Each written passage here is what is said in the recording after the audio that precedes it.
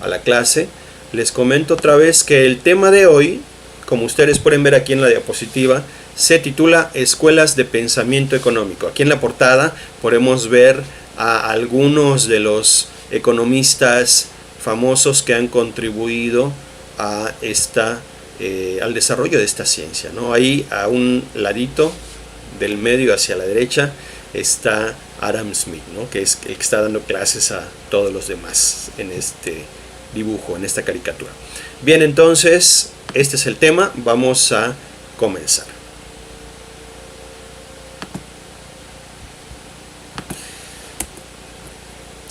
Bueno, ¿qué son las escuelas o también se les llama corrientes de pensamiento económico?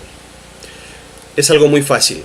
Se trata de grupos de economistas muy famosos porque todos ellos han contribuido con una serie de ideas, propuestas, análisis, en fin, cosas que han permitido que la ciencia económica avance.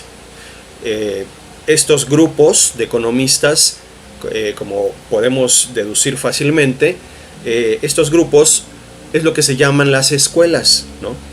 No es que hayan dado clases, ¿no? Sino que simplemente pues compartían algunas ideas comunes, estos economistas que aparecieron en cierta época, en cierto siglo, por ejemplo, y que compartían, les digo, las ideas. Incluso algunos se comunicaban entre ellos, ¿verdad?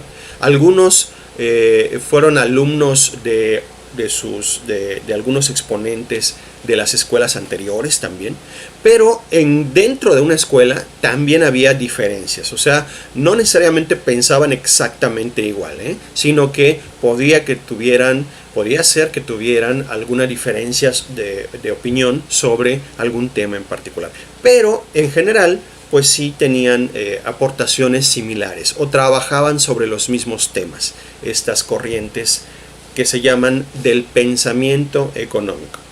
Bueno, son muchas estas escuelas, pero aquí vamos a platicar solo de 6 de ellas, que son, en el orden en el que aquí aparecen, así se llaman, la fisiocracia o escuela fisiócrata, la economía clásica o la escuela clásica, el marxismo o corriente marxista, la economía neoclásica, después la corriente keynesiana o keynesianismo y por último el monetarismo. Bien, son las 6 que vamos a estar platicando aquí. Es muy importante aclarar, porque me lo he encontrado en varias ocasiones cuando he dado esta clase, que algunos estudiantes se confunden, porque como están viendo al mismo tiempo alguna asignatura de administración y en esa asignatura también tratan sobre las escuelas de la administración, entonces suelen confundirse entre las escuelas de la administración, las corrientes administrativas y las escuelas de pensamiento económico, que son estas. Jóvenes, no son lo mismo, por favor no se vayan a confundir a la hora de, por ejemplo, responder alguna pregunta en el examen. Son cosas diferentes. Bien, ahora vamos a poner, tal como vimos en la presentación anterior cuando hablamos de los sistemas económicos, aquí pondremos una línea de tiempo, o bueno, un esquema donde marcamos pues los momentos principales en el desarrollo de estas escuelas. Va desde el siglo XVIII, a mediados de 1750 hasta el siglo XXI, o sea, más allá del año 2000. Y bueno, entre esos extremos ponemos las marcas correspondientes a varios años cerrados, ¿no? O sea, 1750, 1800, 1850 y así. Y en este esquema vamos a colocar ahora pues más o menos por dónde anduvieron digamos el origen o el inicio y el desarrollo principal de cada una de estas corrientes de pensamiento económico.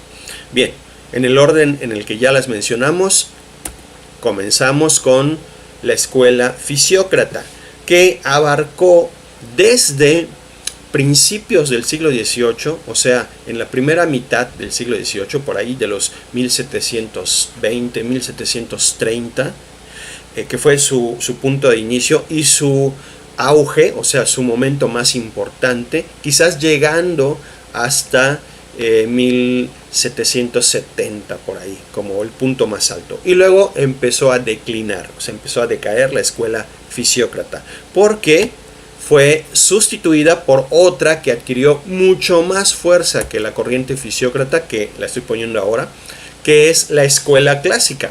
Esta escuela clásica surgió en la segunda mitad del siglo XVIII, por allí de los 1776, y bueno, pues fue creciendo, muchos adeptos, muchas personas, muchos economistas que bueno, compartían estas ideas.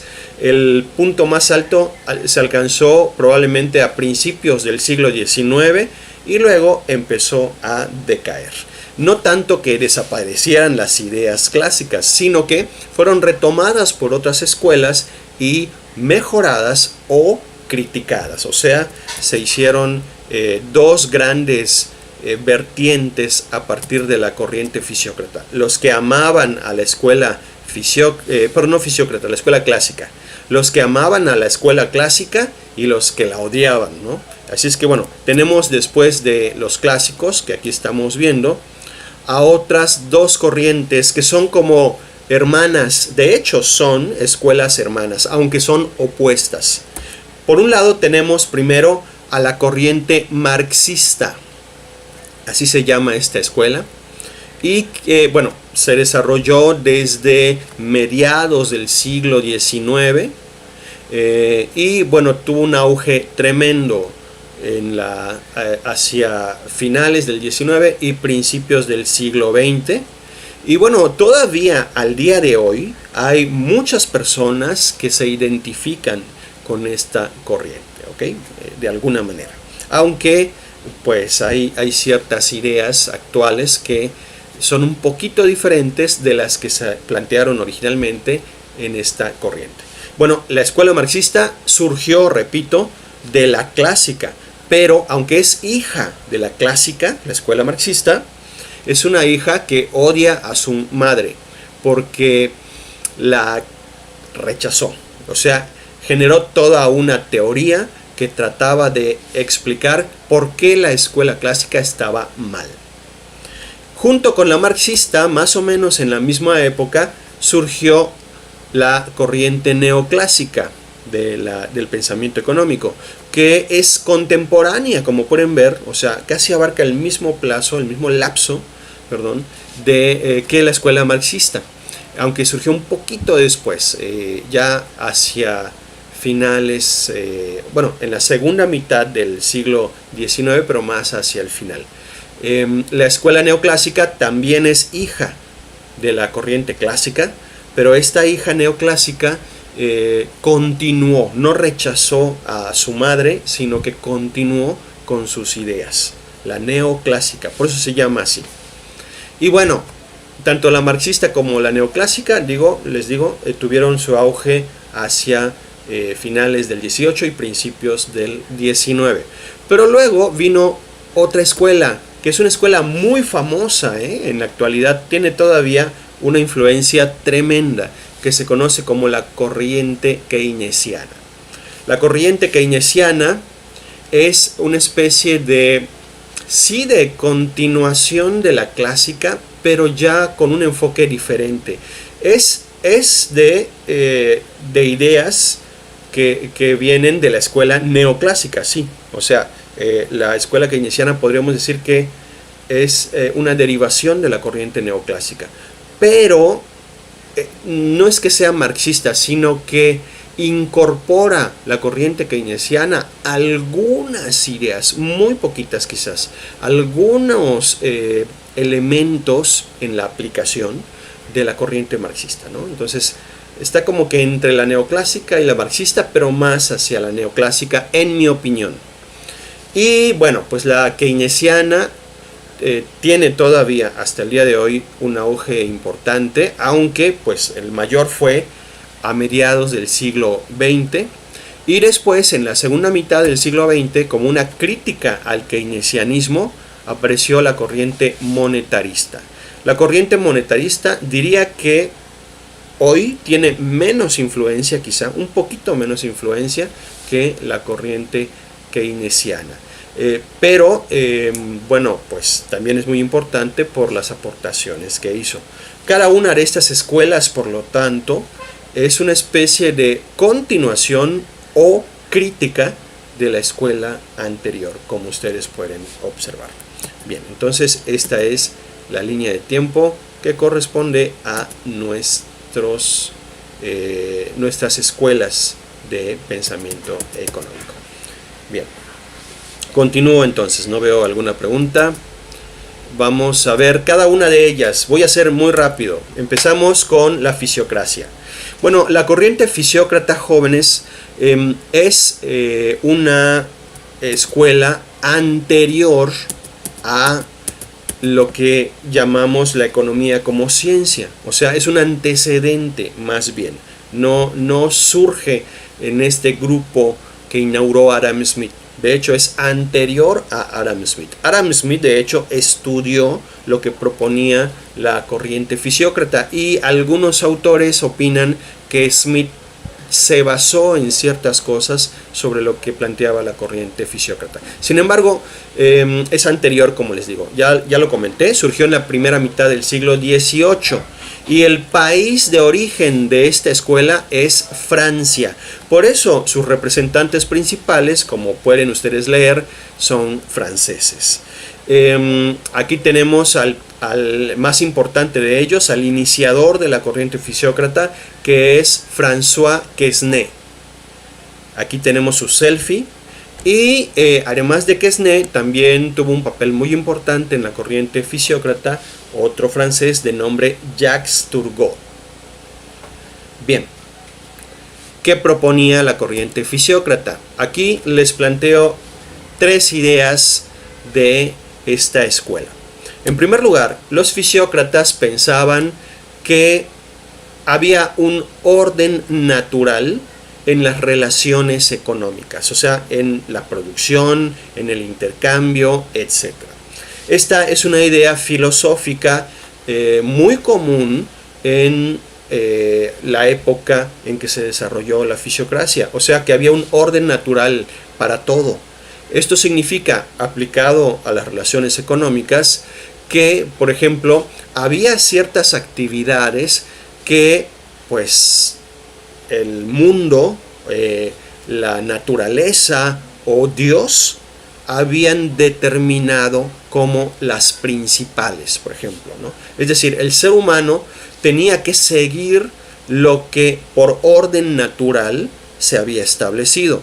Y por ese motivo, segunda característica, los fisiócratas pensaban que la actividad más importante y la única que aportaba valor económico era la agricultura. Nada más. O sea, realmente la que producía valor, decían los fisiócratas, era la producción agrícola. La industria manufacturera no servía para nada. O sea, no agregaba valor la industria manufacturera. Era solo tomar los productos del campo y hacerles unos cambios menores y llevarlos a la mesa de los consumidores, ¿no? Bueno, de las personas que los consumían. Y el comercio mucho menos. O sea, el comercio no agregaba ningún valor. O sea, el comercio era solo tomar los productos del campo que tuvieran quizás un poquito de cambio con la industria, pero tomar esos productos y llevarlos a otro lugar. Por lo tanto, no hacía nada el comercio, no le agregaba nada de valor, pensaban los fisiócratas, a los productos.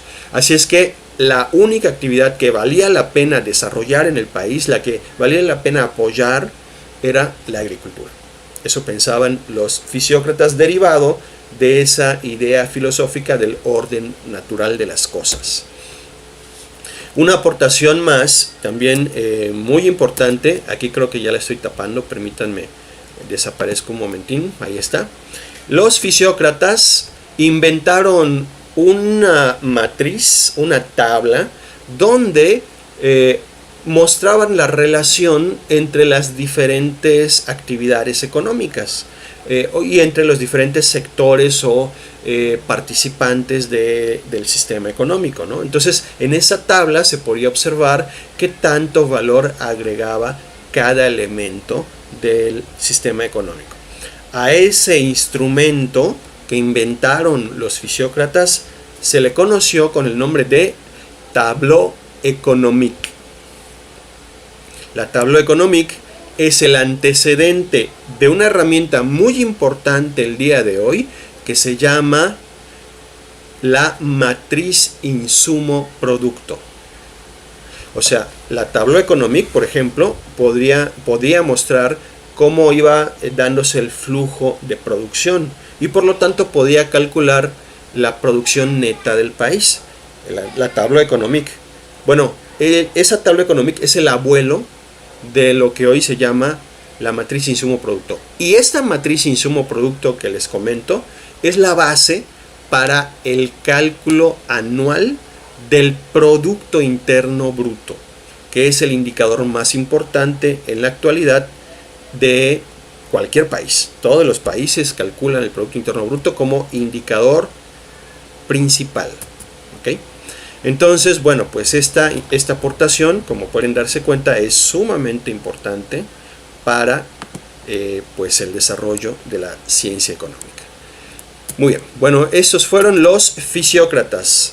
Recuerden que en el momento en el que tengan una pregunta, me pueden comentar. Fernando nos dice, o sea, podríamos decir que todas tienen relación, son vistos desde diferentes perspectivas. Fernando, si te refieres a las actividades y a los elementos, sí, todos están relacionados dentro del sistema económico, efectivamente. Y lo que hace la tabla económica, o lo que hacía la tabla económica y lo que hace ahora la matriz insumo-producto es mostrarnos esas relaciones en valores monetarios. Bien, vamos con la siguiente escuela de pensamiento económico. A ver, permítanme un momento, aquí está. Es la economía clásica. Bueno, la economía clásica es el punto de partida, lo que actualmente se considera como el inicio de la ciencia económica como una disciplina aparte de otras. A raíz de las propuestas de la economía clásica es que, de la corriente clásica, es que empezó a considerarse la economía como esto que ahora estamos comentando. Es decir, algo diferente, y esto es muy importante, pongan mucha atención a esto. La economía es diferente de la política. Una cosa es la política y otra cosa es la economía. La ciencia económica, por lo tanto, sí hace propuestas, desde luego, en la parte de economía normativa, o sea, de política económica, pero no es la política como esta área de la actividad humana que consiste en la conducción del país, ¿no? La economía solo ve la parte económica. Bien, entonces se diferenció a la ciencia económica de la política. También se le diferenció de otras disciplinas como la sociología, la historia, aunque se apoya en otras disciplinas la ciencia económica, pero ahora a partir de esta escuela ya es algo nuevo, ya es algo diferente, y con el paso del tiempo incluso van a aparecer profesionales de esta área. O sea, economistas que estudian carreras de economía, que analizan los mercados, que analizan la macroeconomía y además finanzas y, bueno, toda una serie de herramientas, áreas que son parte de su actividad profesional. Andy, la tableau économique es el antecedente de lo que hoy se conoce como la matriz insumo-producto. Bueno, ahora vamos a... Bueno, aquí en esta diapositiva ya me la iba a pasar y todavía no la he comentado. La escuela clásica, como ya dijimos, surgió en la segunda mitad del siglo XVIII.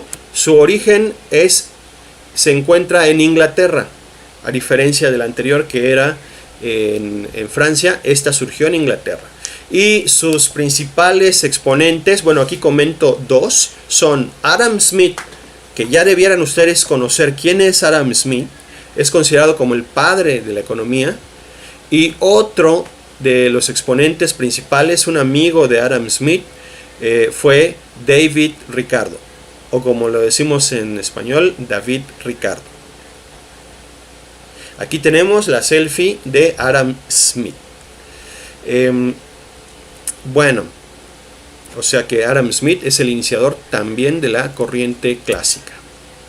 Las ideas principales de la corriente clásica fueron, ya las habíamos comentado también, si vieron el video de Adam Smith y si vieron el video de la economía de mercado, bueno, pues esto es el origen de ese sistema, las ideas de Smith, que son, en primer lugar, se propone la libertad de mercado. Es decir, que el mercado debe funcionar por sí solo. La oferta y la demanda, que ya vimos antes qué era esto de oferta y demanda, por quiénes estaba integrado y qué hacían los oferentes y los demandantes. Bueno, debían actuar ellos de manera libre. El gobierno no debía intervenir en la formación de los precios, de los acuerdos en el mercado. Eso propone la escuela clásica. El gobierno debe sacar las manos del sistema económico, de los mercados. Y a esto se le conoce, Adam Smith le denominaba laissez-faire. O sea, esta frase francesa, en idioma francés, laissez-faire, que significa dejar hacer. O sea que el gobierno debía dejar que el mercado hiciera lo que le correspondía.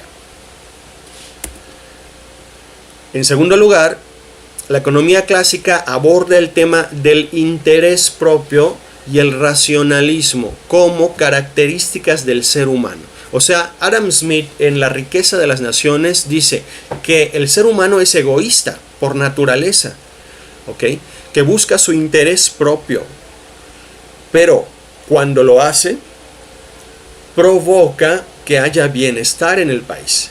Por ejemplo, si una persona quiere obtener ganancias, o sea, quiere tener ingresos, dinero, podría, si hay libertad de mercado, encontrar algo que la gente quiera comprar y vendérselo a la gente. Y esta persona está actuando de manera egoísta porque lo que está buscando es tener dinero. Pero al hacerlo, provoca que las personas puedan satisfacer sus necesidades y por lo tanto genera bienestar. Eso es lo que plantea la economía clásica. Y también dice que las personas actúan de manera racional, o sea que toman decisiones inteligentes en ese buscar ganar. ¿Ok? Entonces este egoísmo y este racionalismo son el motor que mueve, pensaba la economía clásica, a los mercados. Esa es la segunda idea de la economía clásica. Además, bueno, esto ya lo habíamos dicho también, Smith propone que la riqueza del país no estaba en tener cada vez más oro. Miremos a España, que fue la primera potencia de la economía de mercado, pero en la etapa mercantilista, cuando se pensaba que el oro era la riqueza del país. Bueno, resulta que España se fue a las colonias que conquistó y extrajo tal cantidad de metales preciosos que se llevó, mejor dicho, a ese país, a ese reino en aquel entonces. Llenó tanto de oro la economía española que generó una crisis. Los precios se dispararon en un momento dado en España y en lugar de tener más bienestar, incrementó la pobreza. Entonces Adam Smith dice, pero el oro no es, por lo tanto, la base de la riqueza.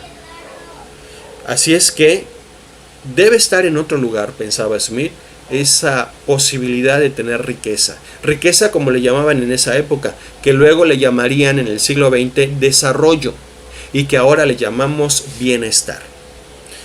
Sí, Johanan, efectivamente, eso diría Smith, ¿no? Que si tú quieres ser fotógrafo, lo haces porque estás tratando de satisfacer un interés personal propio. A eso le llama Smith como egoísmo.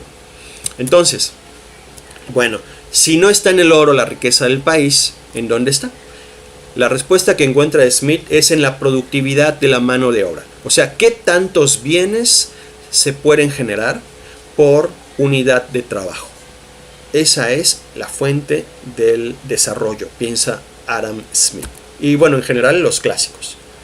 Y por último, bueno, derivado de todo lo anterior, Smith y los economistas clásicos proponen que el mercado y el sistema económico se regulan a sí mismos con lo que se llamó la mano invisible. O sea, Smith decía, si dejamos actuar libremente a oferentes y demandantes, van a llegar a acuerdos. Y esa formación del acuerdo, como hoy le llamamos, esa formación del equilibrio, es movida por sus propios intereses.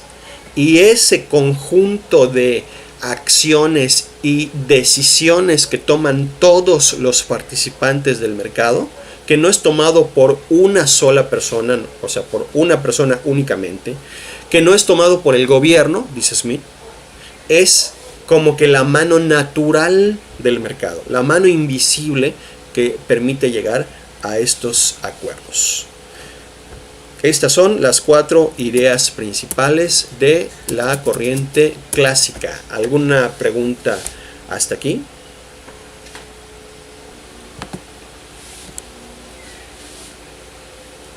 Ahora vamos con la corriente marxista, que está de moda entre algunos sectores en la actualidad. Bueno, la corriente marxista apareció a mediados del siglo XIX, ya lo habíamos dicho. En Alemania, este fue el origen de la corriente marxista, Alemania, pero luego también llegó hasta Inglaterra y de ahí a otros países. El principal exponente del marxismo, desde luego, es su fundador, Karl Marx, cuya selfie aparece aquí en esta diapositiva. Bueno, ahí ya ven que pasaron 100 años desde la fisiocracia, así es que pues ya tenemos una fotografía de Marx, ya es foto, y bueno, la ropa es diferente, en fin, hay varios cambios, ¿verdad? Además de Marx, bueno, tuvo un amigo muy cercano, inglés, de nombre Friedrich Engels. Marx y Engels son los principales exponentes de la corriente marxista.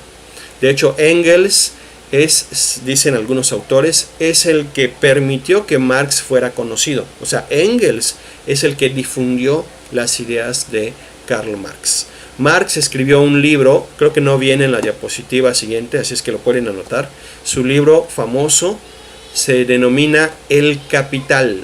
Así le llamó Marx a su obra principal, El Capital, donde expone sus ideas, y es usado este libro para justificar diversos movimientos y corrientes económicas y sociales y políticas del siglo XX.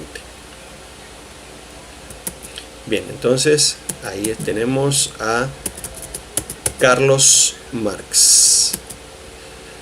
Las ideas principales del marxismo fueron, bueno, utilizó un método conocido como materialismo dialéctico. El materialismo dialéctico es la forma en la que los marxistas entienden y explican todo. Implica que las cosas o las personas o los grupos o los países, todo está formado por dos elementos opuestos. Por ejemplo, decía Marx, la economía de mercado, que él llamaba capitalismo, está integrada por dos clases sociales opuestas, que son los capitalistas, los empresarios, y el proletariado, le llamaba Marx, ¿no? El proletariado son los obreros, los trabajadores. Entonces, estas clases opuestas, plantea el materialismo dialéctico, entran en conflicto y provocan un cambio. Esa es la idea del materialismo dialéctico.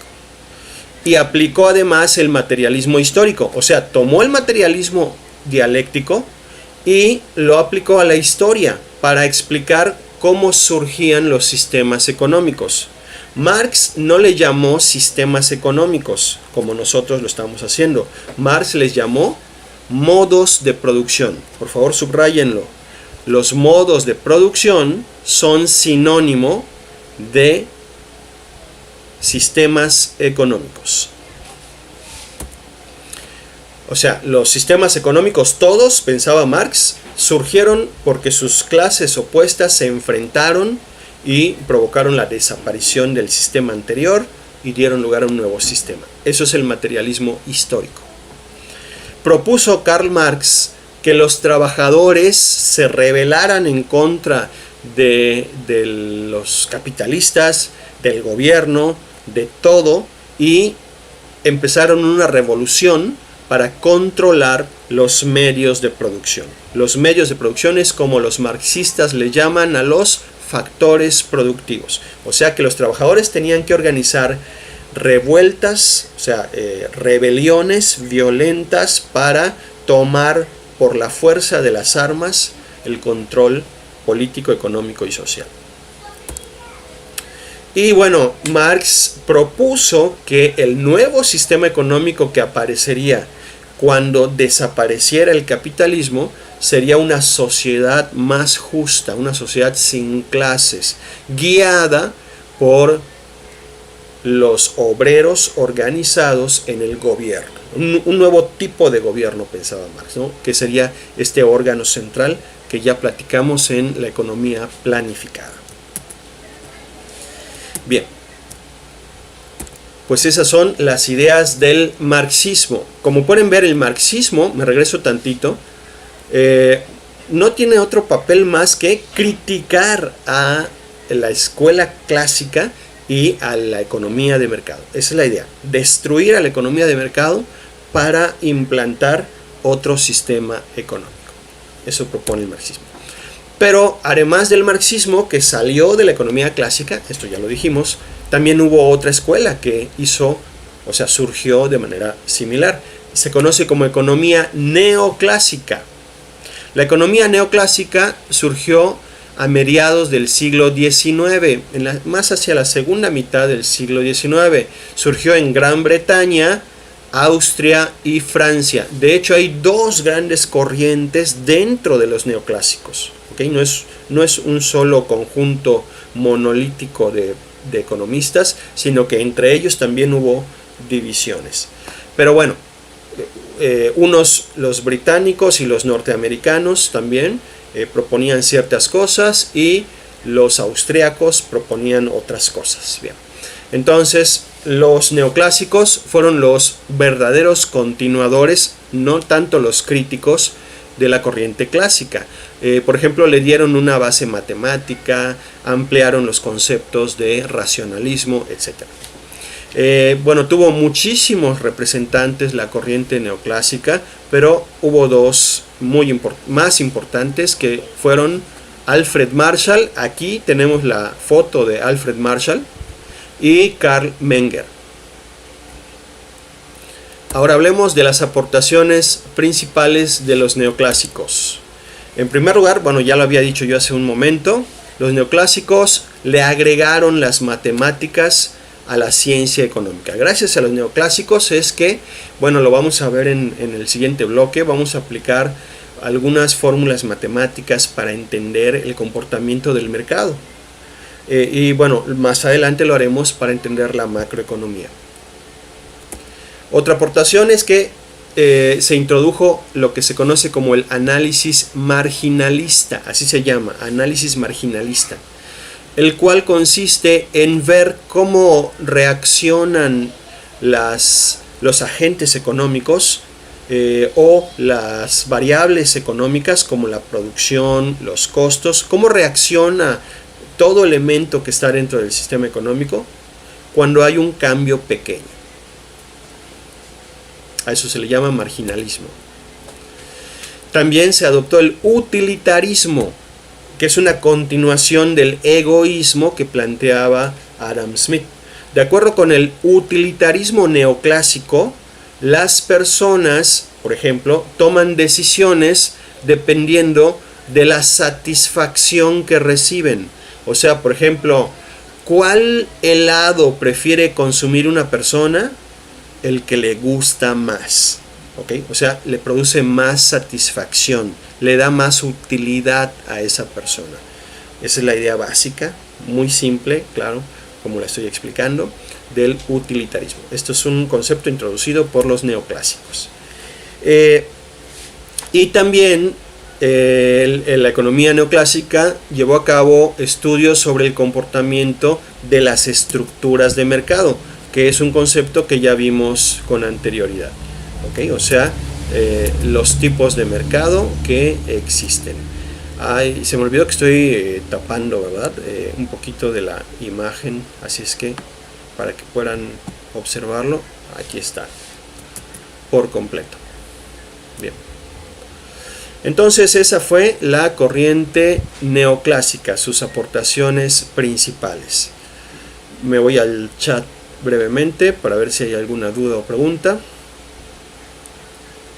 Y si no la hay, entonces continúo. Bien, pues esos son los neoclásicos.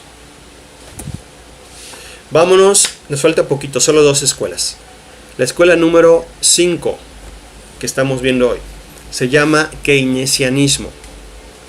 Bueno, los keynesianos surgieron en Gran Bretaña, ya entrado el siglo XX, o sea, en la primera mitad del siglo XX. Y de ahí se trasladó a los Estados Unidos.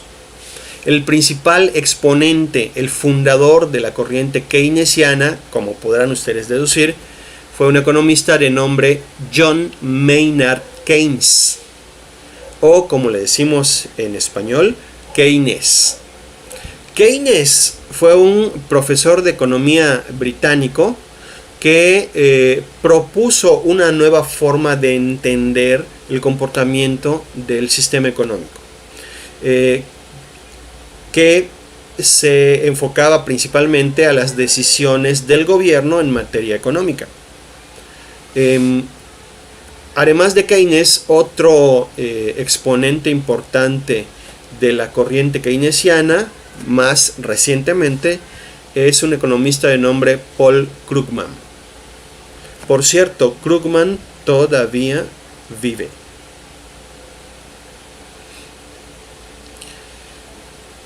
Las ideas principales de Keynes son las siguientes. Keynes creó la macroeconomía. Antes de Keynes, con los neoclásicos, con los marxistas y los clásicos, incluso con los fisiócratas, el sistema económico era visto solo desde una perspectiva, o sea, el sistema económico y cómo funcionaba. En cambio, Keynes decide dividir el análisis económico en las 2 subramas que hoy conocemos. Por un lado, la macroeconomía y por el otro, la micro. La macroeconomía para Keynes, y todavía lo seguimos considerando así, es este campo de los agregados del país, de las grandes variables que afectan a todos los agentes económicos en conjunto, como el Producto Interno Bruto, o la inflación de México, o el desempleo de nuestro país, o la tasa de interés, o el tipo de cambio peso-dólar, en fin, todo lo que afecta al país completo. Este campo macroeconómico fue creado por Keynes. Además, se estableció el conjunto de bases para poder tratar de mejorar al sistema económico cuando se presentaban épocas difíciles. Es decir, por ejemplo, cuando un país entra en recesión, como la que tiene hoy México, Keynes decía que el gobierno tenía que tomar ciertas decisiones que permitieran reactivar las actividades económicas, ¿no? El primero que habla de esto, como pueden ustedes entender, es Keynes. Además, está implícito en lo anterior, propuso que el gobierno debía tener una participación directa, plena, en el sistema económico, en los mercados, en estas épocas críticas, en estas épocas de recesión o de depresión económica, y que el gobierno lo podía hacer a través de su gasto, porque pensaba Keynes, si el gobierno en una época de recesión, de crisis económica, si el gobierno, por ejemplo, usaba dinero, su dinero, el dinero de los impuestos, en realidad es dinero que damos todos nosotros, ¿verdad? No es que el gobierno se lo haya ganado, sino que nosotros contribuimos para que el gobierno tenga ese dinero. Entonces, si el gobierno toma ese dinero y lo usa para contratar personas, y que estas personas caben agujeros, bueno, al pagarles, estas personas ya tendrían dinero para ir y consumir. Y esto, pensaba Keynes, reactivaría la producción. Y luego contrataríamos a más personas para que esos agujeros que se crearon fueran otra vez llenados. Y nuevamente le pagaríamos a esos empleados, el gobierno que los contrató les pagaría, para que tengan dinero y puedan consumir bienes. Y esto otra vez permitiría que aumentara la producción. Entonces, esa era la idea básica de Keynes, ¿no? Usar el gasto del gobierno, el gasto público, para reactivar la economía en épocas de crisis. Y bueno, además de esto, también abordó el tema de la inversión. O sea, no solamente es más gasto, sino que se requería que las empresas pudieran incrementar la producción a través de la inversión. Y para esto proponía bajar las tasas de interés de ese país. Y bueno, básicamente estas son las ideas de John Maynard Keynes. Les leo si hay alguna duda sobre este autor, y si no la hay, entonces continúo con la última corriente, la última escuela de esta presentación, que se conoce como monetarismo. La escuela monetarista, jóvenes, apareció ya hacia la segunda mitad del siglo XX en Estados Unidos. El monetarismo es una crítica al keynesianismo, porque como les expliqué antes, espero estén tomando nota, o por lo menos tengan una excelente memoria para recordar todo esto, que es lo que yo preguntaré cuando tengamos el examen en el bloque 2. Resulta que Keynes, como que para muchos economistas neoclásicos, Keynes como que jugaba un poco con el marxismo, porque Marx proponía que el gobierno debía tomar el control del sistema económico, eso proponía Marx, y Keynes dice, bueno, el gobierno debería intervenir en estas épocas críticas para reactivar la economía, ¿no? Entonces, como a muchos les pareció que Keynes estaba mucho más hacia el lado marxista que hacia el lado neoclásico. Creo que no era así, no era tan así. Pero, bueno, como crítica al keynesianismo por proponer la intervención del gobierno, surge el monetarismo. El monetarismo retoma este ideal clásico y neoclásico de que el gobierno debía sacar por completo las manos de los mercados, ¿no? Y bueno, es así como aparece esta escuela. Su principal exponente fue Milton Friedman, ganador de premio Nobel, por cierto Krugman también, y otro exponente, Irving Fisher, los dos monetaristas principales. Bien, ¿qué proponen los monetaristas? En primer lugar, ellos dicen, bueno, si el gobierno empieza a inyectar dinero indiscriminadamente, eso, en lugar de resolver el problema, lo va a empeorar. O sea, el principal, análisis, la principal aportación, el centro del pensamiento monetarista es que hay que tener cuidado con el uso del dinero, o sea, el uso en términos de país.